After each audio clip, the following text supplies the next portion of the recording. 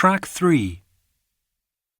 You will hear a talk about different ways of learning. First, you will have some time to look at questions 1 to 10. Now listen carefully and answer questions 1 to 10. Good morning, everyone.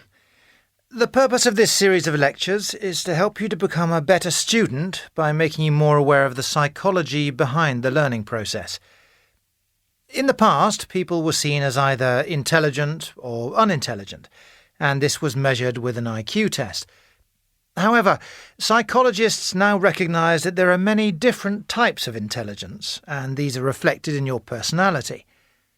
The multiple intelligence theory first came to light in 1983 in Howard Gardner's book Frames of Mind.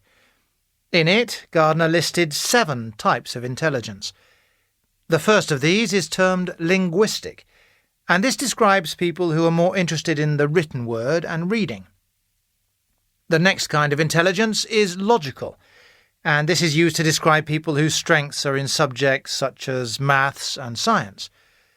Then there is musical intelligence, followed by kinesthetic, which relates to the body and movement.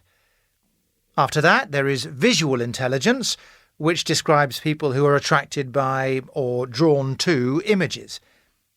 And then the final 2 intelligences are interpersonal, describing someone who is aware of the feelings of others, and intrapersonal, which concerns self-awareness.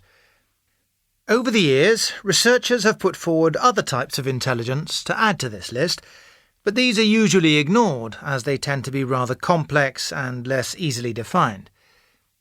So, how can we use this information in education? Well, these intelligences basically refer to your strengths and weaknesses. Once you have identified these, you can build on your strengths by choosing activities that match your intelligence type. For example, a kinesthetic learner is a typical fidgeter and needs active participation. This means they will struggle to learn from a lecture. Instead, kinesthetic learners could participate in a game or anything that allows them to play an active role in the lesson. Visual learners, meanwhile, can benefit from visual aids, such as making a poster outlining key points.